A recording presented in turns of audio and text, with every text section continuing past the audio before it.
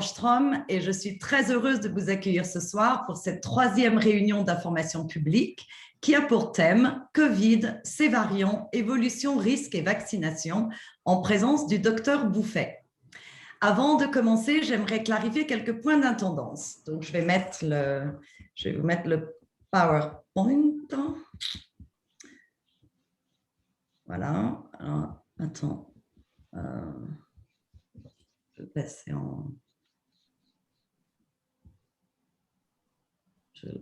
en slideshow. Non, ça ne marche pas. Peut-être en presenter mode. Qu'est-ce que j'ai fait?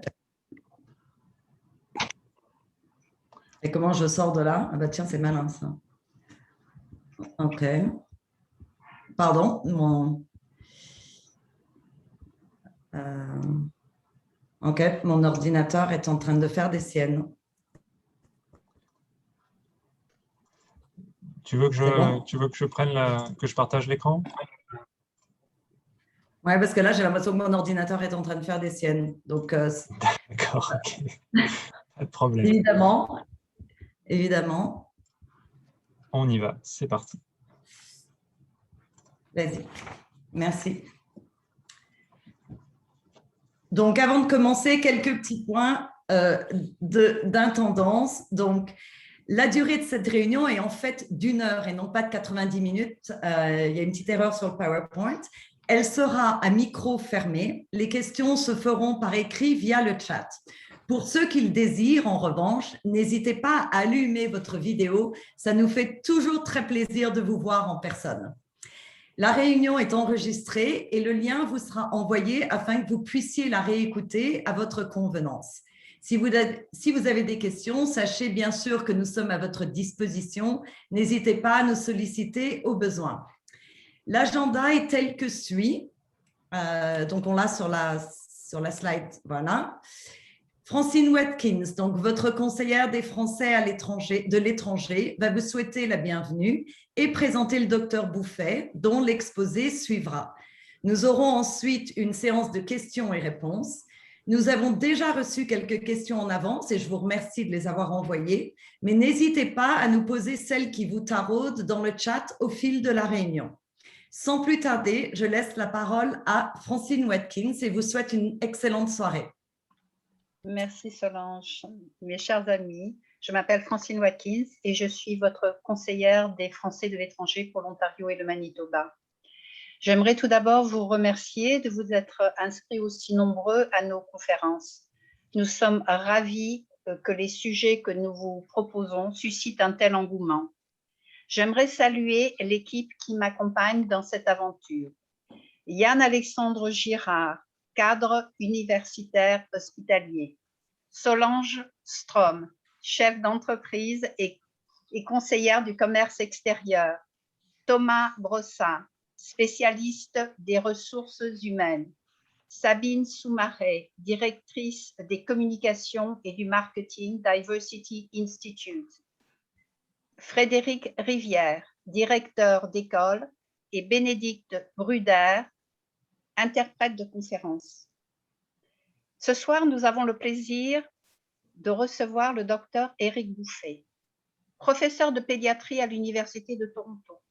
Le docteur Éric Bouffet est le directeur du programme de neuro-oncologie pédiatrique à l'hôpital des enfants malades de Toronto, SickKids. Il est également Senior Associate Scientist à l'Institut de recherche SickKids et titulaire de la chaire de recherche de la famille Guerin depuis 2011.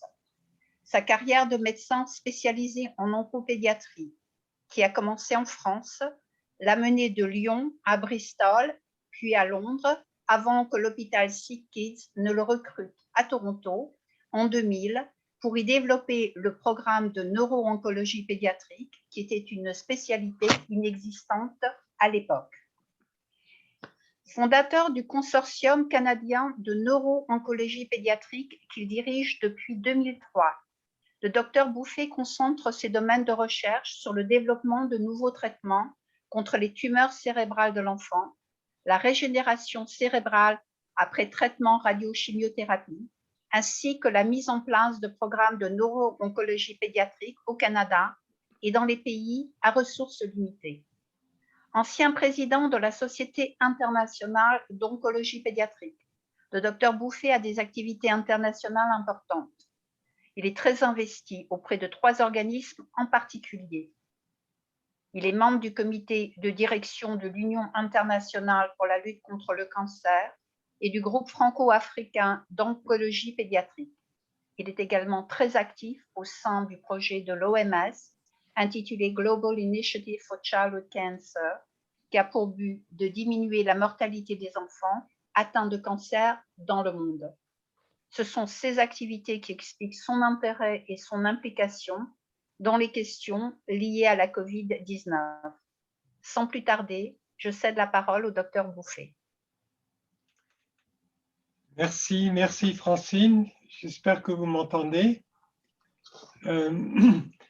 Et je vous remercie de m'avoir invité ce soir. Je suis un peu ému d'abord d'être en face de mes pairs de la communauté française et aussi un peu inquiet quant à mon français parce que j'ai plutôt l'habitude de parler sur Zoom en anglais.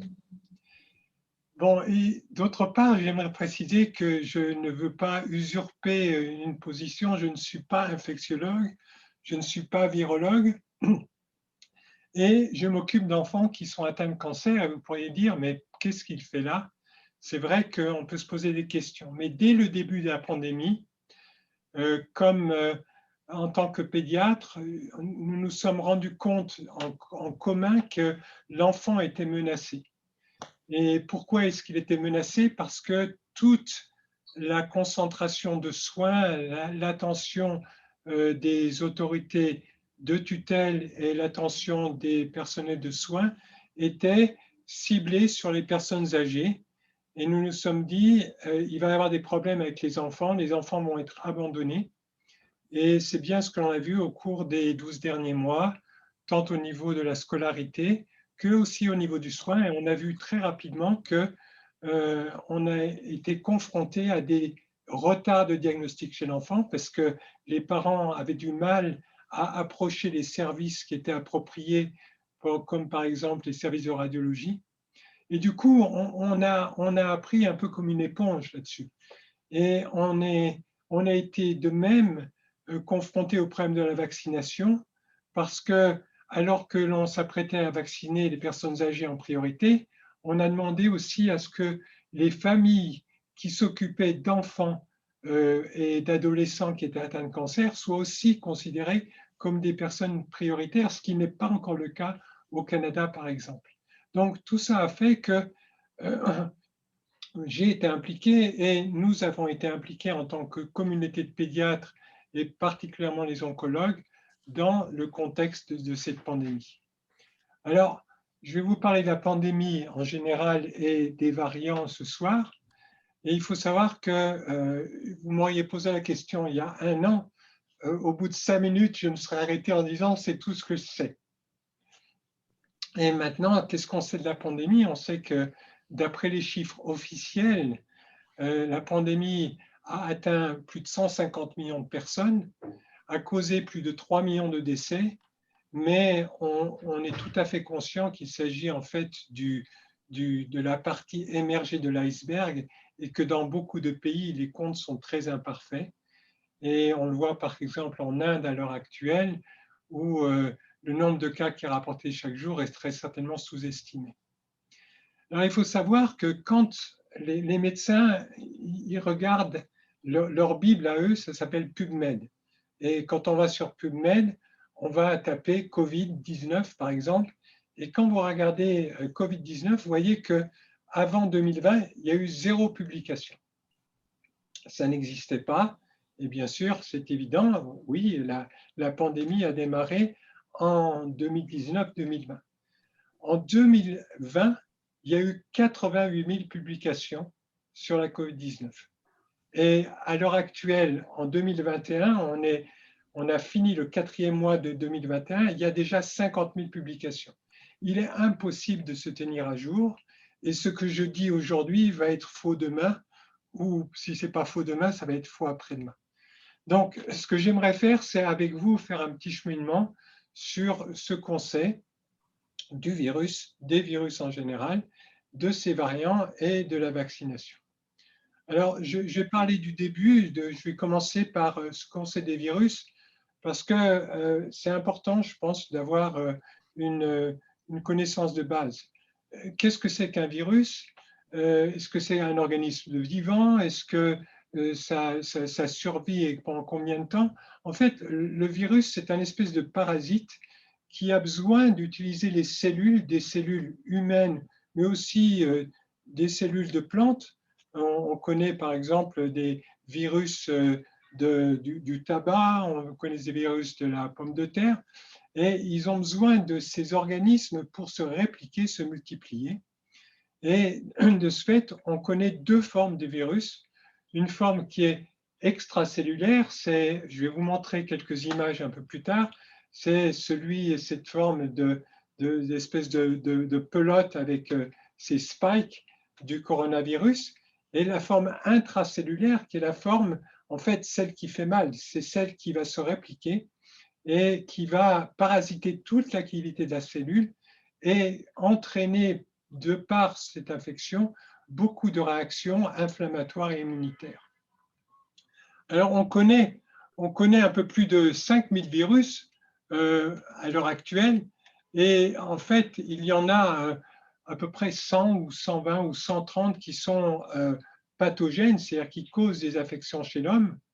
Donc, si vous voulez, le répertoire est énorme, et quand on regarde les familles des virus, on a des types de virus très différents.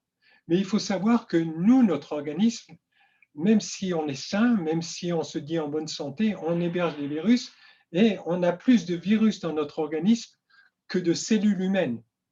Et un exemple type que je peux vous citer, c'est le zona, par exemple.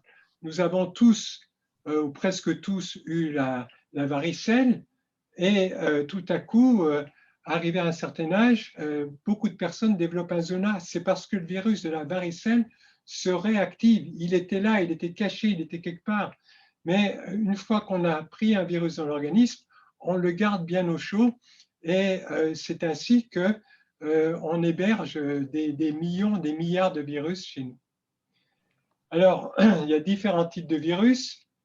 On a des virus à ARN et des virus à ADN. C'est le fragment donc, qui fait le virus et qui va se répliquer. Et ce qu'il faut aussi situer par rapport aux virus qui sont pathogènes chez l'homme, c'est un certain nombre d'éléments qui permettent de comprendre pourquoi on attrape ces infections, comment on les attrape. Alors, je vais vous parler d'abord de la porte d'entrée. La porte d'entrée, eh bien, il y a des portes d'entrée qui sont différentes.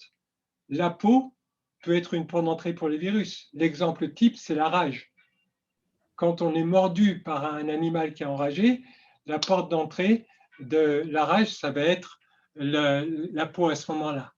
La porte d'entrée, ça peut être aussi la voie sanguine, c'est par exemple tout ce que peut être transmis par les transfusions de globules ou de plasma, c'est l'hépatite, c'est le VIH par exemple, ou c'est la toxicomanie qui peut être aussi transmise par voie intraveineuse. Il y a donc dans le domaine du coronavirus une porte d'entrée qui est évidente parce qu'on en parle et on en reparle, c'est la voie respiratoire, et c'est à la fois par donc contact direct avec une personne, mais aussi le fait d'être dans une salle ou dans une pièce où il n'y a pas de ventilation, et c'est pour ça qu'à l'heure actuelle, on entend de plus en plus parler du problème des aérosols, de la ventilation, de l'importance de suivre et par exemple pour les enfants, de surveiller la ventilation des espaces clos, parce qu'on sait que ces espaces favorisent la pénétration des virus qui infectent par voie respiratoire. Alors, il y a aussi la conjonctive des yeux. Et c'est intéressant dans le domaine du coronavirus parce qu'au départ, on s'est dit c'est les gens qui se frottent les yeux comme ça. Et il y a eu beaucoup d'études qui ont été faites à propos du coronavirus, et notamment dès le début en Chine, où les gens se sont rendus compte que les personnes qui avaient des lunettes étaient moins infectées que les personnes qui n'en avaient pas. Les personnes qui avaient des lunettes étaient moins infectées que les personnes qui n'en avaient pas. Et les interprétations étaient multiples, mais il semble que la protection des yeux est une des protections qui est importante, et en tout cas qui est importante notamment pour les personnes qui travaillent dans la santé. Et on nous demande, à nous, de mettre des masques dès qu'on est en contact avec des patients susceptibles d'être infectés. Et puis, il y a d'autres voies qui peuvent être, qui ont été décrites, la voie génitale, qui ne semble pas être une voie d'entrée pour le coronavirus. Maintenant, il y a un autre élément qu'il faut décrire, c'est le tropisme du virus. Et ça, c'est très important pour le coronavirus. On pense que c'est un virus qui a un tropisme respiratoire, qui va rentrer dans les poumons, qui va endommager les poumons, et puis on guérit ou on ne guérit pas. Et en fait, on s'aperçoit que le tropisme du coronavirus, il n'est pas seulement respiratoire, c'est un virus qui donne beaucoup qui peut affecter de nombreux organes. Le premier, et ça a été décrit très tôt, c'est qu'il peut affecter la sensation, le goût et l'odorat, et c'est peut-être à la fois lié au fait qu'il peut atteindre les muqueuses, mais qui peut aussi atteindre le système nerveux central et abîmer. Il y a des personnes qui perdent l'odorat de façon durable, voire définitive, et donc il semble que ce soit un mécanisme qui soit nerveux ou neurologique. C'est aussi, et là je reviens à ce dont a parlé le docteur Grégoire Legall la semaine dernière, c'est un virus, et on sait maintenant pourquoi, qui peut aussi attaquer les vaisseaux. Et c'est pour ça qu'on décrit maintenant de plus en plus, dans les formes sévères du coronavirus, on décrit des accidents vasculaires cérébraux, on détruit des accidents cardiaques, parce que ce virus, et je vous expliquerai pourquoi quand je vous montrerai des petites images, ce virus attaque les cellules qui sont au niveau des vaisseaux, les cellules endothéliales, au même titre qu'il attaque les cellules respiratoires. Et donc, on voit maintenant, depuis qu'on a étudié de plus en détail la façon dont le virus se comportait, on comprend de mieux en mieux les différents aspects de cette pathologie qui peut effectivement entraîner des infections qui ont des visages multiples. Alors, quand on a vu apparaître la Covid-19, on s'est dit, ben oui, mais on connaît ce virus. C'est le virus du SRAS, c'est un coronavirus qu'on a eu en 2003, ou c'est le virus du MERS qui a été un virus qui a été endémique dans le Moyen-Orient en 2012. Et c'est un virus qui est différent du virus de la grippe espagnole, du Spanish flu, qui est un virus influenza. Alors, au début, les gens étaient très rassurants et ont dit, mais la mortalité, ce n'était pas celle du SRAS, puisque le SRAS, c'était une mortalité de l'ordre de 10%, ou ce n'est pas la mortalité du MERS, puisque la mortalité du MERS, c'était une mortalité qui était jusqu'à 30%. Mais on s'est rapidement rendu compte que si la mortalité était inférieure, c'était un virus qui était beaucoup plus contagieux. Et le temps qu'on se rende compte de ça, on s'est aperçu que c'était trop tard. C'était un virus qui aimait beaucoup les compagnies aériennes notamment. Et on peut dire que la contagiosité de la Covid a été étroitement liée au fait que les gens voyageaient. Et quand on revient un siècle en arrière et qu'on suit l'histoire de la grippe espagnole, on se rend compte que c'est la même histoire. Pourquoi la grippe espagnole s'est diffusée dans le monde aussi rapidement? C'était à cause de la guerre, c'était la fin de la guerre, et le virus qui était initialement localisé en Amérique du Nord, eh bien, a été transporté par les troupes qui sont allées en Europe, et ça a diffusé de façon épouvantable en l'espace de quelques mois, et que ça a duré 2 ans ou 2 ans et demi. Donc, quand on voit donc ce qui se passe avec ce virus, on se dit, on connaît un petit peu des virus équivalents, mais on a affaire à un virus qui, de toute évidence, a des propriétés différentes et une contagiosité qui est très, très importante. Alors, quand on est en contact avec le coronavirus, qu'est-ce qui se passe? Dans un premier temps, il y a une période de latence qui dure de quelques jours, 5 à 6 jours, avec des symptômes qui peuvent aller, qui se développent au bout de 5 à 6 jours. Et on peut avoir des symptômes qui sont modérés, mais qui peuvent aller à des symptômes, jusqu'à des symptômes très, très graves. Et chez des sujets qui ont des symptômes, une affection modérée, la réponse immunitaire de l'organisme permet de contrôler l'infection. La personne va développer un mécanisme de défense immunitaire qui va entraîner la guérison en quelques jours, avec ou sans séquelles, et ça, on peut reparler du problème du Covid long. Et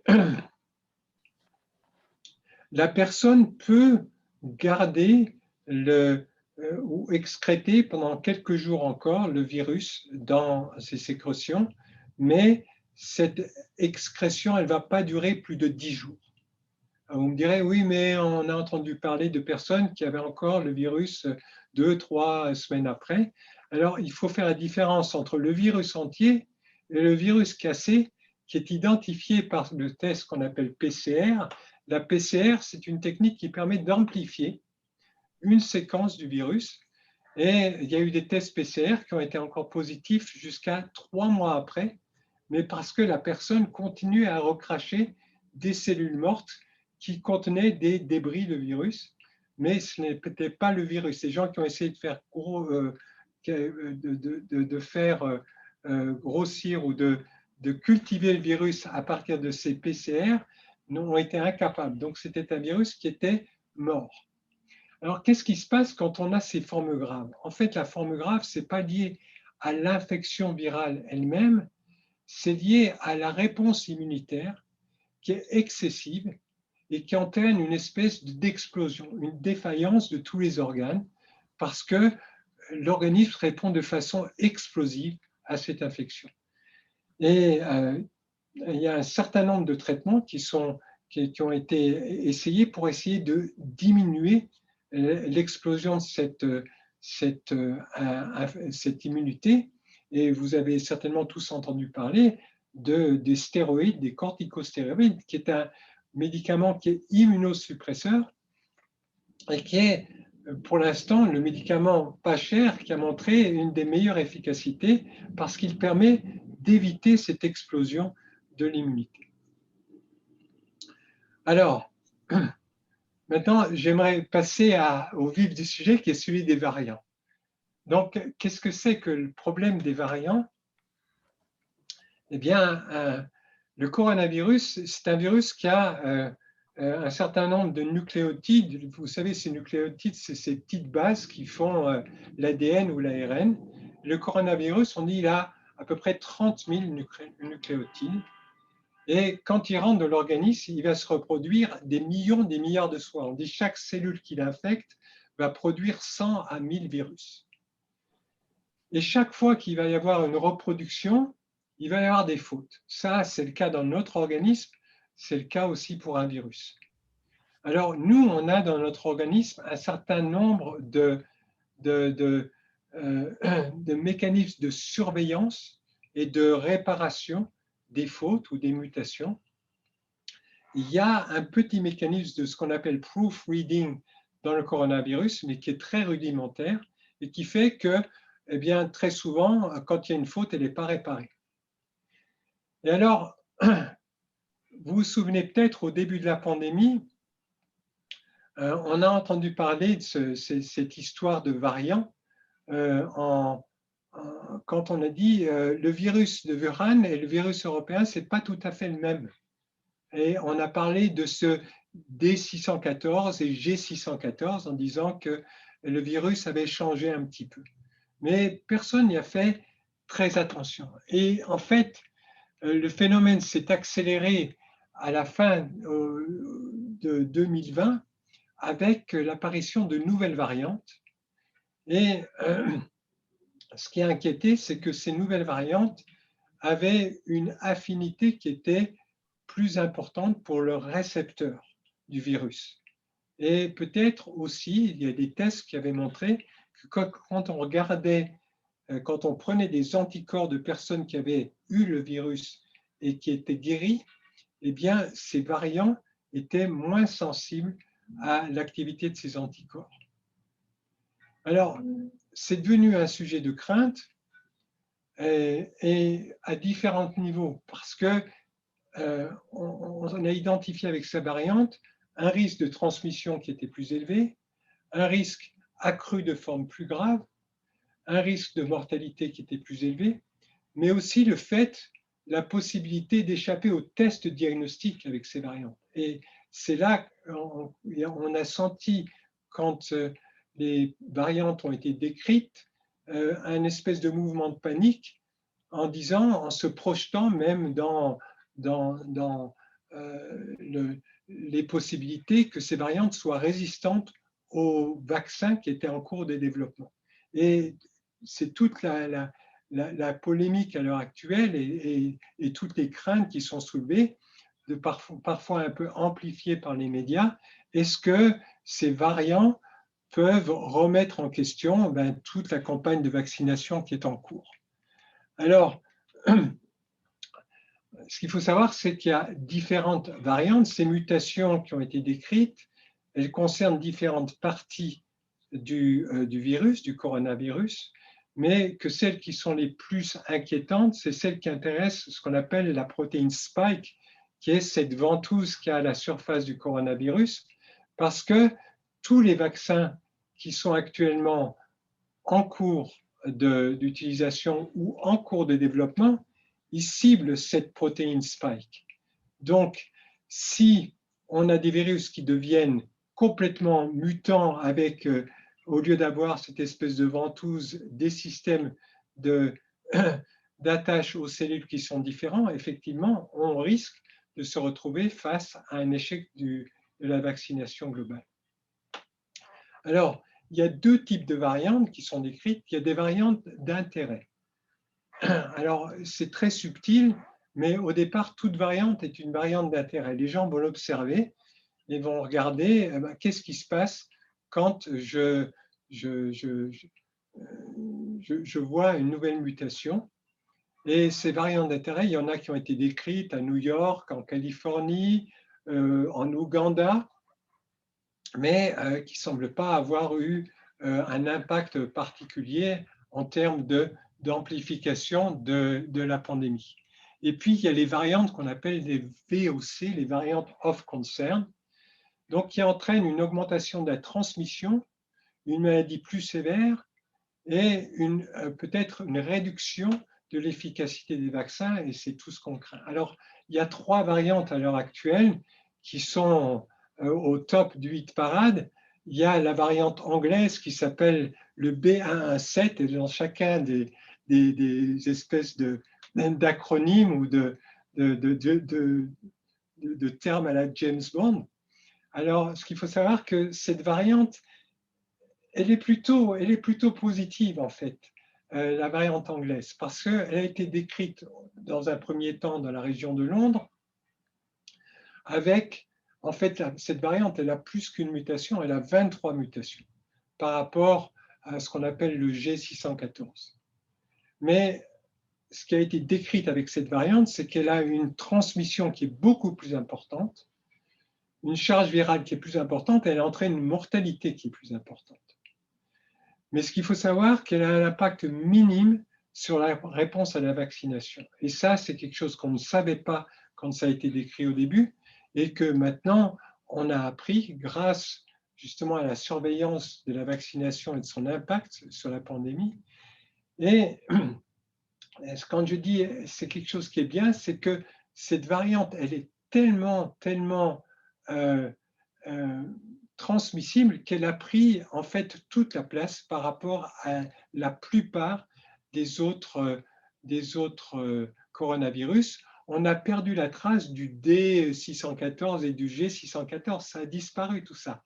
Et je vous montrerai ça sur des diapositives d'ici un petit moment. Alors, il y a deux autres variantes qui sont des sujets d'inquiétude. Il y a la variante d'Afrique du Sud qui a été décrite en décembre 2020, qui a aussi une transmission augmentée, mais on sait peu de choses par rapport à sa sévérité. Et quand on regarde ce qui se passe en Afrique du Sud, en fait, on a l'impression que c'est une variante qui n'a pas d'augmentation de sévérité. Vous savez que la mortalité du coronavirus en Afrique du Sud, elle est très faible à l'heure actuelle. Encore une fois, je vous montrerai des graphiques qui montrent à quel point l'Afrique du Sud a pu contrôler l'épidémie avec un taux de mortalité qui est pratiquement nul aujourd'hui. Alors, ce qui a été inquiétant, c'est qu'il y a des données qui ont été fournies et qui ont tout de suite été exploitées par la presse, qui ont dit ce variant sud-africain résiste beaucoup plus à la vaccination. Et vous vous souvenez peut-être qu'à l'époque, l'Afrique du Sud avait commencé la vaccination avec AstraZeneca. Alors, ce n'est pas tout à fait vrai. L'Afrique du Sud a vacciné à peine 1% de sa population.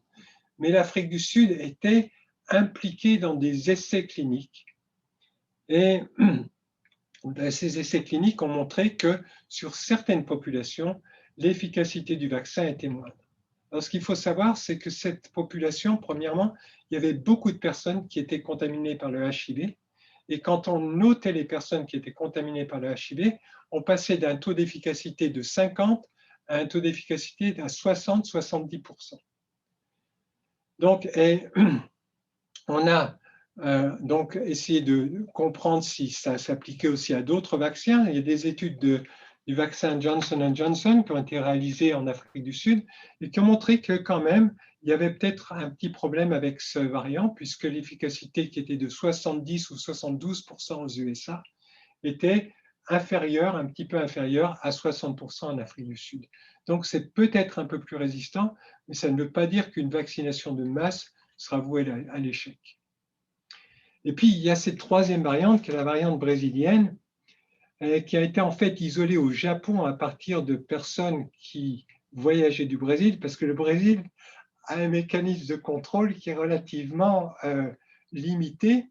Avec la politique de Bolsonaro, on sait qu'il y a très peu de contrôle à tout point de vue sur l'épidémie. Mais il y a des personnes qui voyageaient. Vous savez qu'il y a beaucoup de Japonais qui vivent au Brésil. Il y a des personnes qui revenaient du Brésil qui sont arrivées au Japon, et c'est le Japon qui a identifié le variant brésilien.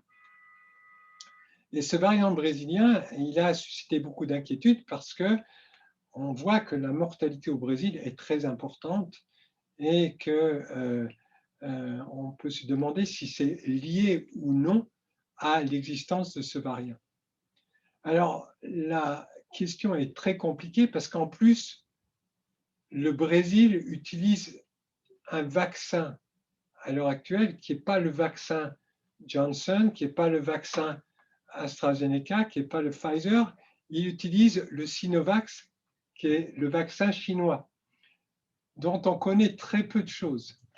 Et ce qui a été montré, c'est que l'efficacité du Sinovac sur cette variante est de l'ordre de 50%, ce qui est loin des 80, 90% ou 95% auxquels on s'attend avec les vaccins qu'on a à notre disposition. Donc de là, une certaine, je ne dis pas hystérie, mais une certaine crainte par rapport à ce qui se passe au Brésil. Et de là, la décision de fermer les frontières parce qu'on n'avait pas de données et on ne connaissait pas. Mais à l'heure actuelle, on n'a aucune donnée qui permet de dire que la transmission ou le risque de résistance à la vaccination est plus important avec ce variant brésilien. Alors, qu'est-ce qu'il en est du variant indien? Parce que ça, c'est ces 3 dernières semaines, c'est pour ça que je dis, demain, j'aurai tort. Ce que je vous dis aujourd'hui sera probablement faux. Mais ce qu'il faut savoir que jusqu'à présent en Inde, le variant le plus fréquent était le variant anglais, c'était le 117.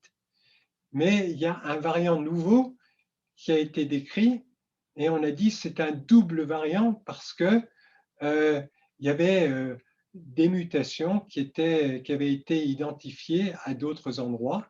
Il y avait la mutation californienne qui s'appelle 452R et il y a une autre mutation qui est très proche de celle qui est observée sur le variant sud-africain ou brésilien qui s'appelle 484Q.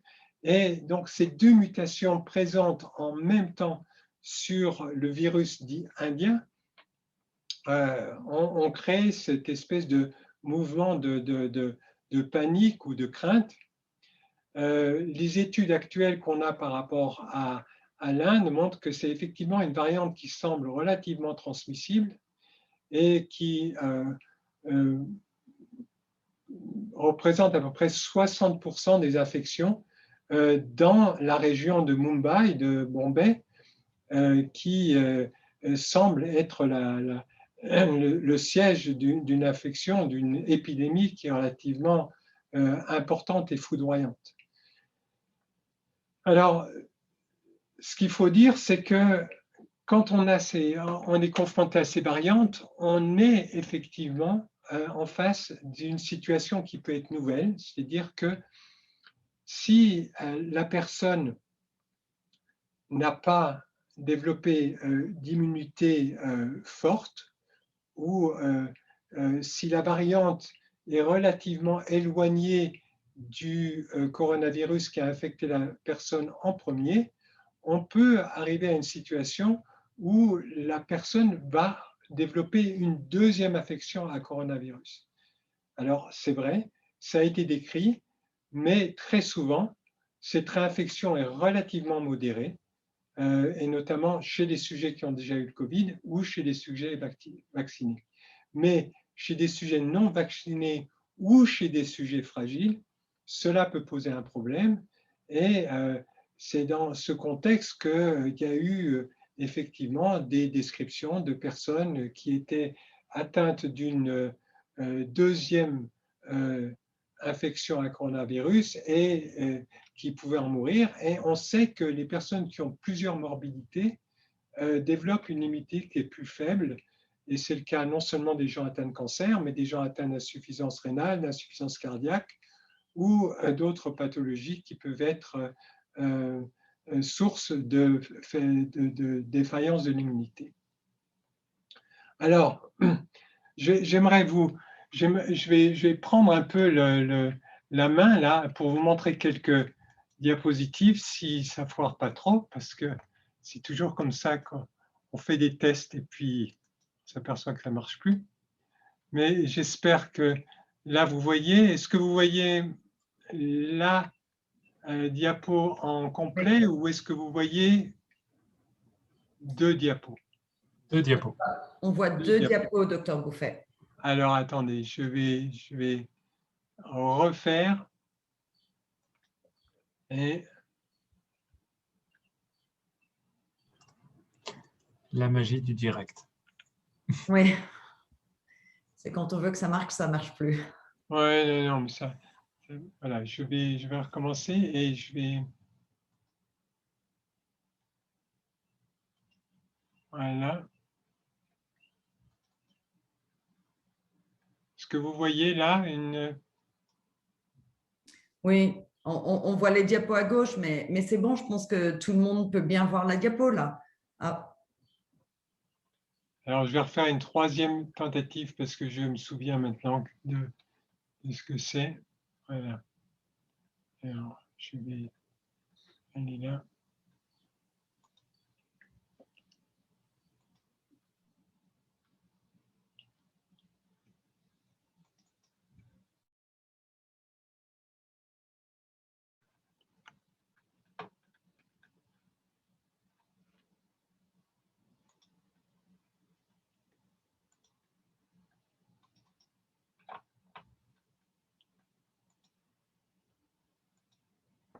Malheureusement, docteur Bouffet, ça ne suffit pas d'être médecin de nos jours. Ouais, bon, c'est pas grave. Allez, je vais vous les passer comme ça parce que donc là, je voulais vous montrer. C'est le problème, j'ai deux écrans là et c'est pas tout simple. Là, je voulais vous montrer le coronavirus. Et alors ce récepteur, qui est un récepteur en fait qui s'appelle ACE, c'est le récepteur de l'enzyme de conversion d'angiotensine. Alors ça vous dit peut-être quelque chose, notamment si vous êtes hypertendu, parce que c'est là où le virus s'accroche. Il ne s'accroche pas sur un récepteur qui s'appelle récepteur au coronavirus, il s'accroche sur un récepteur qui est sur de nombreuses cellules et qui est le récepteur d'une enzyme qui est responsable ou qui contrôle les mécanismes de la tension artérielle. Donc, ce qui explique non seulement ce récepteur, il existe au niveau des cellules pulmonaires, mais il existe aussi au niveau des cellules des vaisseaux, et ce qui explique les effets de ce virus au niveau vasculaire et le fait qu'on peut avoir des destructions des cellules endothéliales et ce qu'on appelle des accidents vasculaires cérébraux. Alors là, je voulais vous montrer ce qui s'était passé avec ce 614 là, qui au début avait été décrit en Chine et on disait voilà, c'est le coronavirus. Et vous voyez ce qui s'est passé quand il a pris l'avion et il est venu en Europe. Eh bien, il a muté en route et le virus qui a été décrit au début de la pandémie en Europe était différent. C'était le premier variant qui était décrit à ce moment-là. Et quand on regarde ce qui s'est passé, en fait, en Europe, au début, les premiers cas qui ont été décrits, eh bien, c'était du D614, mais très rapidement, ils étaient remplacés par un virus qui était en fait plus fort, qui était plus costaud, qui était plus transmissible, et c'est ce qui se passe dans ces épidémies. C'est celui qui est le plus fort qui prend la place. Alors, à l'heure actuelle, quand on regarde cette carte, voilà, tout en bleu, c'est là où on a décrit les variants. Donc, il y a des variants presque partout dans le monde, et on peut dire que quand ils n'ont pas été décrits, c'est parce qu'il n'y avait pas de laboratoire pour faire les prélèvements, c'est surtout l'Afrique, où personne pourrait être contaminé, c'était au Groenland. Donc, voilà, les variants, ça existe partout. Et cette diapositive, elle montre ce qui s'est passé aux USA au fil du temps. Vous voyez, en janvier, vous voyez arriver un tout petit truc ici, qui est le 117, qui est le variant anglais, alors qu'il y avait d'autres variants. Par exemple, ce variant-là, c'est celui de New York. Mais le variant anglais a pris le dessus très, très rapidement et est devenu, en fait, le variant qui est dominant à l'heure actuelle aux États-Unis. Alors, qu'est-ce qui se passe en Ontario? En Ontario, eh bien, c'est la même chose. Au début, on disait, oh ben c'est le virus du coronavirus, quoi. Et puis, on a commencé à s'intéresser aux variants au début de l'année 2021 et on a décrit de plus en plus de variantes. Et quand on regarde quelles sont les variantes qui ont été identifiées, eh bien, vous voyez que le bleu, c'est le variant anglais qui représente la majorité des cas. Vous voyez peut-être là, ici, en orange, eh bien, c'est le variant qui est sud-africain. Il n'est pas négligeable. Hein, il représente peut-être 5% des cas qu'on voit en Ontario. Et juste au-dessus de certains petits panneaux orange, vous voyez un reflet bleuâtre. En fait, c'est les cas de variants brésiliens qui sont observés et qui sont pratiquement inexistants à l'heure actuelle en Ontario. Alors, là, je vais vous passer quelques diapositives, ou en tout cas quelques photos qui montrent où on en est dans la pandémie. Dans la pandémie, eh bien, quand on voit et quand on dit la pandémie, ça va être fini dans quelques semaines, on a des raisons de s'inquiéter parce que c'est ce qui se passe dans le monde entier, en fait.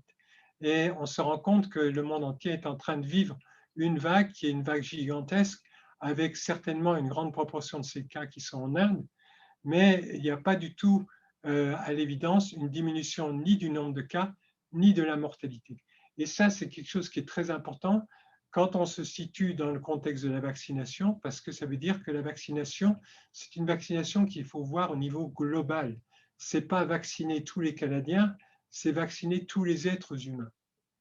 Alors, face à ça, on s'aperçoit qu'il y a des pays qui ont bien géré les choses, comme l'Australie, qui a eu une première vague, et puis ils ont dit, ben, on a tout réglé, et ils ont réouvert, y compris les vols, et ils ont une deuxième vague, et là, ils ont dit, eh bien, on n'a plus personne qui rentre chez nous, ou quand vous venez chez nous, vous passez 3 semaines à l'hôtel, et c'est comme ça qu'ils ont réussi à contrôler le nombre de cas et on voit que à l'heure actuelle en Australie, les gens ont une vie normale, ils vivent sans masque. Moi, j'ai des amis avec qui je parle régulièrement qui ont une vie tout à fait normale, ils vont au restaurant.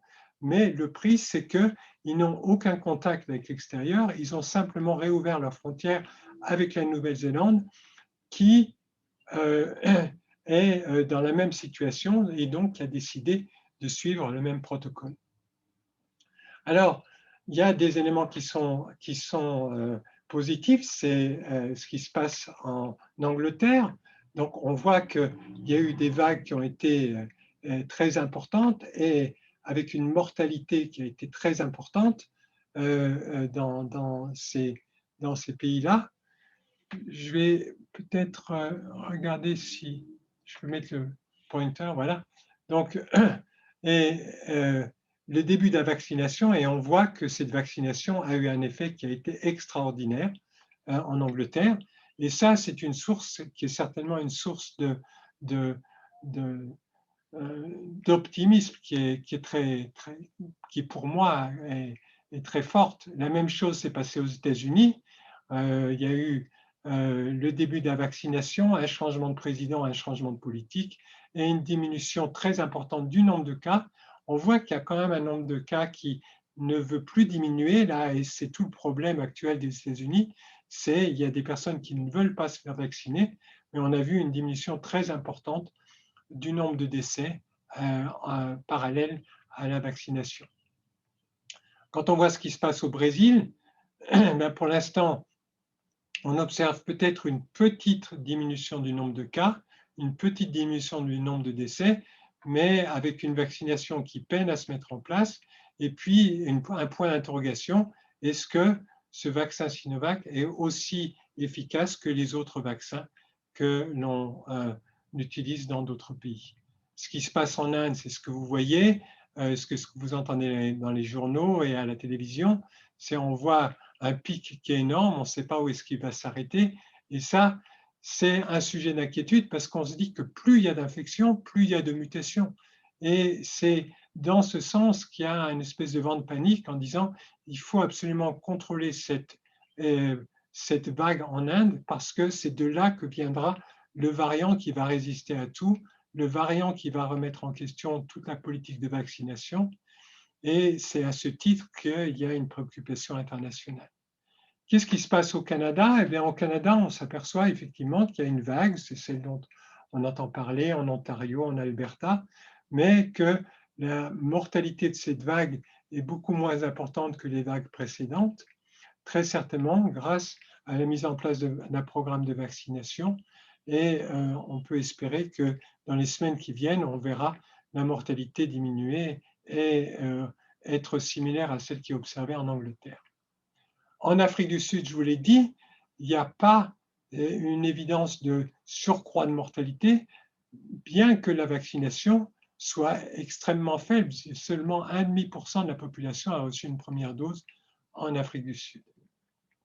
Alors, il y a des choses qui sont un peu inquiétantes. C'est en Espagne où on disait tout le monde va à Madrid pour boire un coup. C'était il y a quelques semaines. Et l'Espagne est confrontée à une 4e vague. Heureusement, fort heureusement, avec une mortalité qui est pour l'instant faible, en espérant que cela est dû à la vaccination.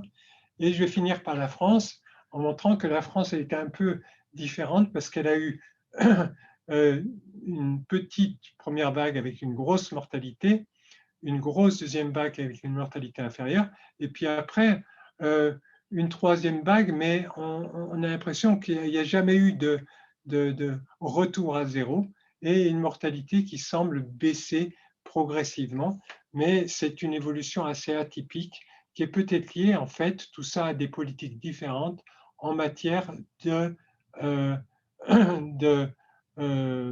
confinement et de restrictions de circulation en fonction des différentes politiques des pays libéraux ou non libéraux. Alors, quand on regarde les vaccins et les variants, on se dit, bon, qu'est-ce qu'on peut faire? Qu'est-ce qu'il faut faire?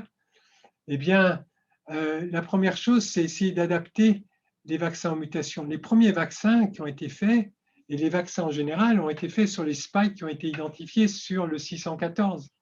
Et donc, vous avez certainement entendu parler des laboratoires, notamment des laboratoires Pfizer et Moderna, qui essayent de faire des variantes à partir des vaccins à partir du variant anglais.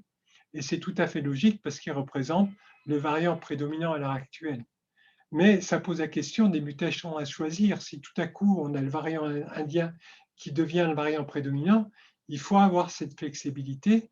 Et il semble qu'il y a un certain nombre de laboratoires qui ont la flexibilité et l'anticipation pour le faire. Mais une des choses qui est aussi suggérée, c'est de vacciner une troisième fois, parce que même si les variants sont plus résistants ou semblent atténuer l'efficacité des vaccins, on le voit par exemple pour l'Angleterre que les vaccins sont efficaces et peut-être qu'une des réponses, c'est de vacciner plusieurs fois les personnes, comme on est vacciné 3 fois par exemple dans la petite enfance pour certaines affections. Et surtout, la question, c'est est-ce qu'il ne faut pas vacciner chaque année? Parce que c'est l'autre question qui se pose, c'est si ces variants changent régulièrement, il faudra peut-être changer de vaccin et s'adapter au fil du temps à l'évolution du coronavirus. Donc, on est dans une situation à l'heure actuelle où on découvre, on apprend au fur et à mesure, on a des vaccins qui sont relativement efficaces et ça a été montré et c'est ce qu'on vit quand on voit l'efficacité du vaccin en Angleterre, en Israël aussi, avec des histoires qui sont extraordinaires, mais on se rend compte que l'immunité de groupe ou l'immunité communautaire, elle est premièrement très improbable à travers la pandémie elle-même, parce qu'elle coûtera des milliers et des millions de morts supplémentaires, mais que l'immunité collective grâce au vaccin, il y a un certain nombre de choses qui doivent être prises en compte. Premièrement, il y a un certain nombre de personnes qui sont réticents à se faire vacciner, ce qui fait qu'il y aura toujours des virus en circulation, comme c'est le cas avec le virus de la rougeole, par exemple. Dès qu'on arrête la vaccination pour la rougeole, nous, on voit des cas d'enfants atteints de rougeole ici à l'hôpital. Il y a aussi la non-vaccination des enfants. Le fait d'avoir commencé la vaccination chez les personnes plus âgées et de dire on ne fait rien pour les enfants vont devenir leur réservoir de coronavirus dans les semaines et les mois qui viennent. Il y a le problème des vaccins, et puis il y a le problème des variants, et puis il y a le problème de l'ouverture des frontières. Le jour où on dira maintenant on peut voyager, on va se dire mais on peut voyager où? Parce qu'il y a des endroits où les gens ne sont pas vaccinés. Donc c'est en fait, là, on arrive à l'heure actuelle à une réflexion autour de la vaccination qui est la suivante, c'est qu'il ne faut pas seulement vacciner le Canada ou la France ou l'Angleterre, mais il faut peut-être vacciner en premier parce que c'est la politique vaccinale de chaque pays, mais très rapidement, il faut s'occuper de vacciner la planète entière parce que tant qu'on aura des endroits et des pays où il n'y aura pas de vaccination, on sera confronté à des personnes susceptibles de transmettre le coronavirus aux non-vaccinés et à des personnes susceptibles de créer des variants qui vont peut-être remettre en question le programme de vaccination. Donc, voilà, je voulais faire un résumé qui a duré assez longtemps, je trouve d'ailleurs, mais qui permet peut-être de mieux comprendre où on en est à l'heure actuelle et qui, j'espère, vous a permis d'en apprendre un petit peu. Tout ça, c'est bien sûr, le docteur Google vous dira la même chose. Vous certainement avez l'information, mais comme je vous ai dit, il y a presque 1000 articles qui paraissent chaque jour sur le coronavirus, donc c'est une information qui devient de plus en plus difficile à digérer, même si les restaurants sont fermés. Voilà, je m'arrête là et je suis prêt à répondre aux questions. Je sais, Solange, qu'il y avait quelques questions.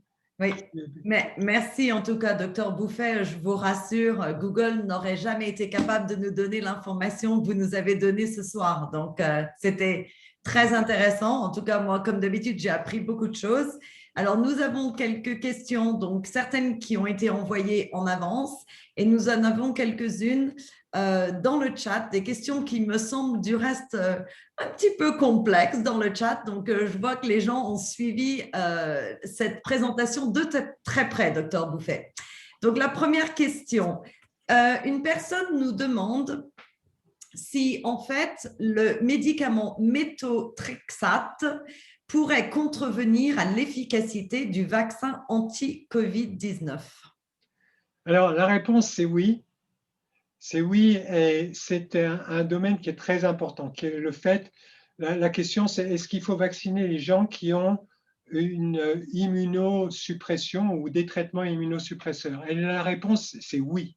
C'est oui parce que ce sont des personnes à risque. Quand je vous parle de l'enfant, nous on a fait un registre des cancers de l'enfant atteint de Covid. Quand on dit que l'enfant atteint de Covid, il n'y a pas de problème, la mortalité chez les enfants traités pour cancer atteint de Covid, elle atteint 10%. Donc, c'est des populations différentes. Et surtout, ce qui est très important, c'est que dans ce contexte-là, il faut faire absolument la vaccination à intervalles rapprochés. Il ne faut pas attendre 3 mois ou 4 mois.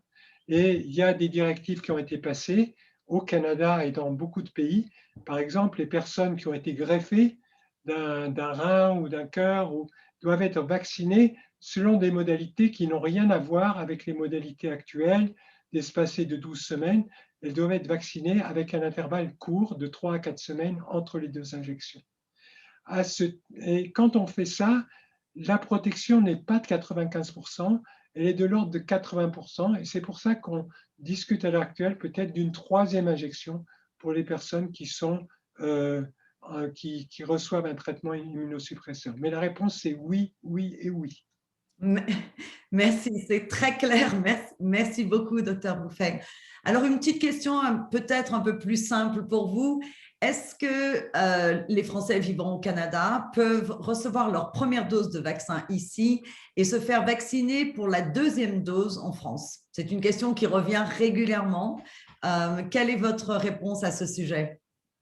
Alors, la réponse, c'est oui. Si vous pouvez vous faire vacciner, faites-vous vacciner. Et c'est vrai que c'est une façon de se faire vacciner à un intervalle qui est relativement décent, si je veux dire, parce qu'il n'y a pas d'étude, en tout cas pour le vaccin Pfizer, qui a vraiment établi l'aspect sécuritaire d'une vaccination espacée de 10 ou 12 semaines. On sait à 6 semaines, mais on ne sait pas plus. Le problème, c'est le certificat de vaccination ou comment est-ce que vous pourrez en attester. Et je me suis entretenu avec monsieur le consul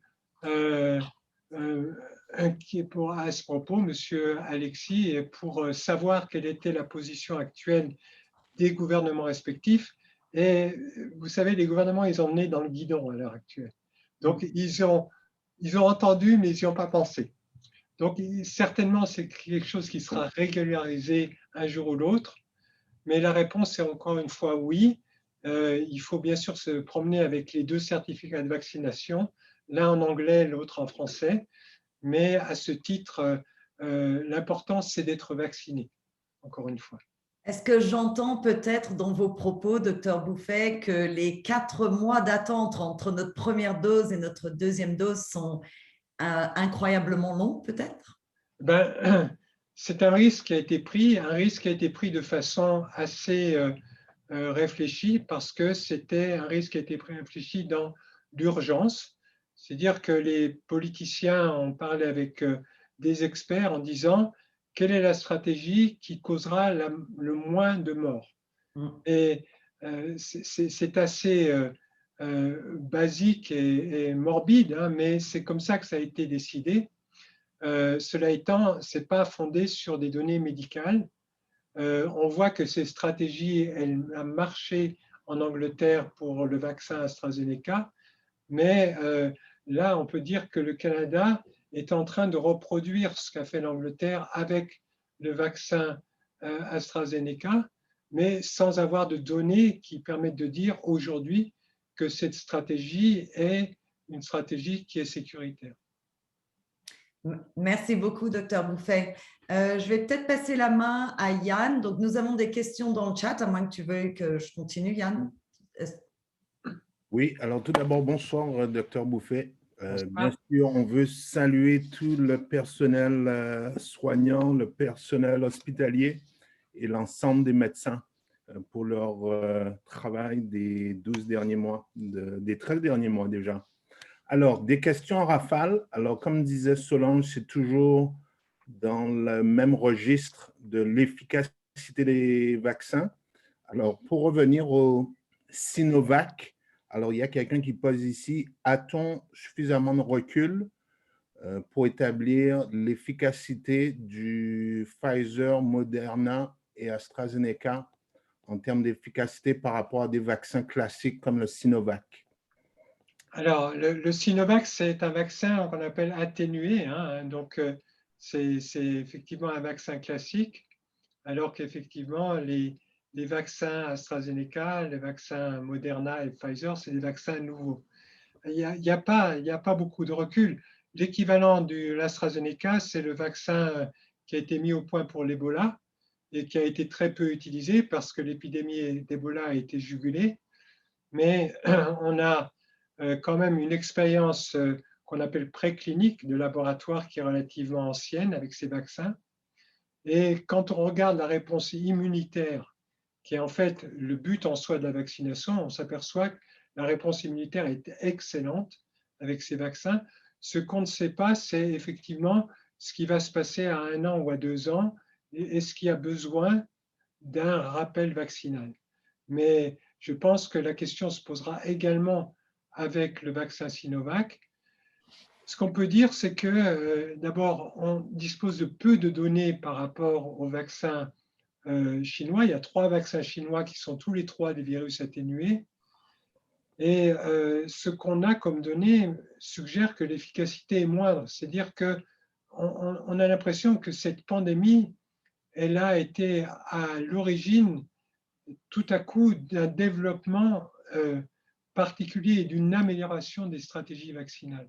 Donc, je ne jetterai pas à la poubelle AstraZeneca et Pfizer et Moderna.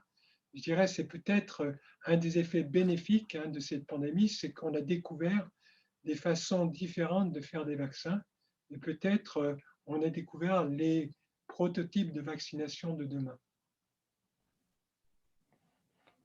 Toujours sur l'efficacité des vaccins, on a une autre question. Merci pour vos questions dans le chat. Je voudrais prendre votre avis sur les thèses que sont probablement les vaccins ARN qui ont favorisé l'apparition de variants. Alors, est-ce que vous avez des commentaires sur les thèses qu'il y a un lien entre les vaccins ARN et l'apparition des variants? Alors, la réponse, elle est simple parce que les variants sont apparus avant les vaccins. Donc, notamment le premier variant, le 614, mais aussi le variant anglais, qui est apparu bien avant le début de la campagne vaccinale en Angleterre. Et il n'y a aucune étude de laboratoire qui a montré qu'un vaccin favorisait l'émergence de variants. Ce qu'il faut savoir, c'est qu'il y a de plus en plus d'études maintenant qui s'intéressent à ce qui arrive quand on est vacciné et qui, fort heureusement, arrivera d'ici quelques semaines ou quelques mois dans les pays où la vaccination sera complète, à l'abandon des masques. Il y a des études qui ont été faites, qui ont démarré en Angleterre d'ailleurs, chez des sujets vaccinés pour montrer que, en fait, le taux de transmission ou le portage du virus diminuait après la vaccination de 90 à 95%. C'est des personnes qui ont eu des tests PCR réguliers, ce qui n'est pas très agréable, mais qui ont accepté de le faire. Et on a montré que lorsqu'on était vacciné, eh bien, tous les virus qu'on avait, des coronavirus qu'on avait dans les voies respiratoires disparaissaient. Donc, c'est difficile de penser que dans ce contexte, un vaccin qui entraîne une stérilisation du virus est un vaccin qui favorise l'émergence de variants. Merci, docteur Bouffet. Yann, on va peut-être prendre une autre question parce qu'on a déjà dépassé l'heure et on a pris beaucoup du temps de docteur Bouffet et de nos auditeurs qui sont super sympathiques et qui restent avec nous. Donc, peut-être une dernière question, Yann? Une dernière question ici. Je peux en donner deux même. Vous êtes trop gentil, docteur Bouffet. Ah oui, c'est bien aimable. Quelle est la différence entre le vaccin ARN et le vaccin AstraZeneca? Alors, c'est deux choses différentes. Le vaccin AstraZeneca, c'est un vaccin où on a une séquence d'un adénovirus, qui est un virus qui est cause du rhume, si vous voulez, chez l'homme ou chez le chimpanzé, ça dépend de quel virus on parle et de quel vaccin on parle, mais qui a été rendu non pathogène et dans lequel on intègre la formule pour synthétiser le spike. Et de ce fait, eh bien, on va apprendre à l'organisme à reconnaître le spike et à détruire le virus dès qu'il pénètre dans l'organisme. Donc ça, c'est le vaccin le vaccin d'AstraZeneca et le vaccin de Johnson. Le vaccin ARN, donc, c'est d'abord une nouvelle technique où on va mettre une séquence du virus, mais une séquence qui est non pathogène dans un vaccin et on va l'administrer. Et cette séquence va être décryptée, reconnue par les cellules et ensuite va être responsable de l'immunité. Donc, dans l'un, on utilise un virus qui est l'adénovirus, et dans l'autre, on utilise simplement une séquence du coronavirus qu'on a coupée et qu'on donne à l'organisme pour qu'il fabrique des anticorps. Et c'est pour ça que les compagnies Pfizer et Moderna disent « Donnez-nous une variante, on va faire un vaccin contre la variante », parce que c'est relativement facile à faire. C'est bon à savoir. Yann, on va peut-être poser on a une dernière question, mais qui était arrivée tout au début. Elle est un peu longue, donc je vais peut-être la couper. Docteur Bouffet, un de nos participants nous demande une question à propos de l'adoption importante de l'ivermectine comme traitement précoce, en particulier au Portugal, où les chiffres de contamination et le nombre de décès ont baissé de façon spectaculaire. Comment expliquez-vous que ces traitements ne soient pas du tout considérés au Canada et même en France pour traiter la maladie Covid? Alors, il y a eu beaucoup d'études et il y a encore beaucoup d'études sur les traitements, notamment sur les anticorps, sur la corticothérapie. Le problème, c'est de cibler les priorités. Et effectivement, il y a des patients qui sont malades et qui bénéficieraient d'un traitement. Ce que je vous ai expliqué, c'est qu'au moment où on est gravement malade, c'est plus le virus le problème. Au moment où on est gravement malade, c'est la réponse qu'on a eue face au virus. Et à ce stade, c'est l'emballement de l'immunité dans l'organisme.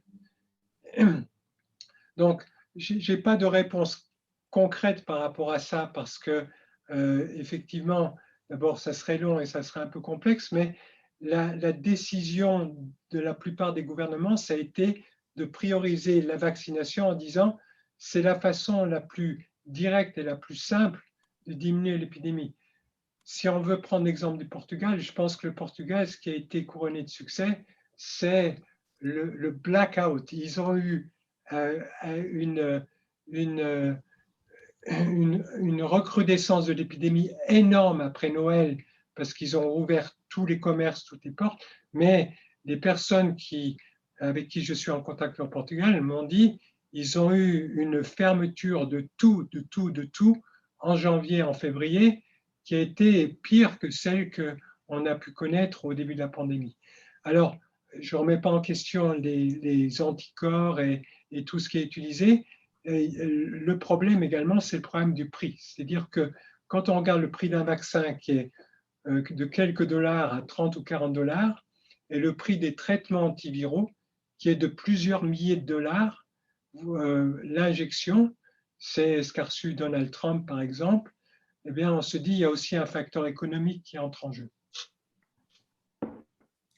Mais écoutez, merci beaucoup pour non seulement cet exposé extrêmement détaillé qui nous a vraiment fait voir ce qui se passe un peu. En fait, le problème, ce n'est pas seulement le Canada, c'est le monde entier. Et vos diapos étaient vraiment très clairs à ce sujet.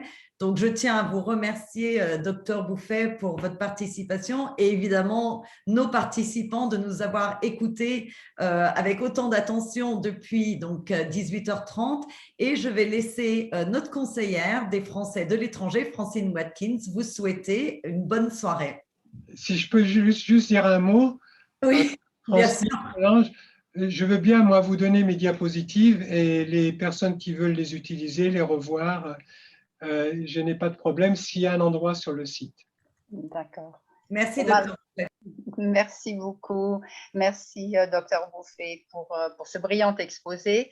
Et je sais que vous êtes un homme très, très occupé et nous vous sommes d'autant plus reconnaissants de nous avoir consacré votre temps ce soir et aussi un grand merci pour votre générosité. Cette conférence s'inscrit dans le cadre de réunions d'information que j'ai organisées pendant tout mon mandat pour vous tenir informés. J'aimerais également vous annoncer que ce samedi 8 mai, le sénateur Jean-Yves Lecomte sera parmi nous de 11h à 12h30 heure de Toronto et interviendra sur le thème fiscalité, retraite et carte vitale, le point. Le mercredi 12 mai, de 18h30 à 19h30, nous aurons le plaisir d'accueillir Léandra Desjardins, psychologue clinicienne et chercheuse au CHU Sainte-Justine à Montréal, qui interviendra sur le thème impact de la pandémie sur la santé mentale des enfants et des adolescents, facteurs de risque, outils et ressources. Je sais que cette conférence trouvera un grand écho auprès des parents qui s'inquiètent de l'impact de la COVID-19 sur la santé mentale de leurs enfants. Donc, réservez dès maintenant ces dates dans votre calendrier. J'aimerais vous rappeler quelques dates électorales importantes. Pour la première fois, vous allez pouvoir voter par Internet du 21 au 26 mai, à compter et jusqu'à midi, heure de Paris. Vous trouverez sur mon site francinewatkins2021.com un tutoriel vous expliquant comment voter par Internet. Vous pourrez également voter le 29 mai à l'urne ou par procuration au Consulat général de France à Toronto et à l'ambassade de France à Ottawa. Et pour la première fois également, vous pourrez établir une procuration en ligne. Si vous avez besoin d'aide avec les modalités de vote ou à propos de toute autre question, n'hésitez pas à nous écrire à francinewatkins2021@gmail.com. Dans l'intervalle, prenez bien soin de vous et de vos proches. Merci. Merci. Bonsoir tout le monde. Merci à tous. À bientôt. Bonsoir tout le monde. À bientôt.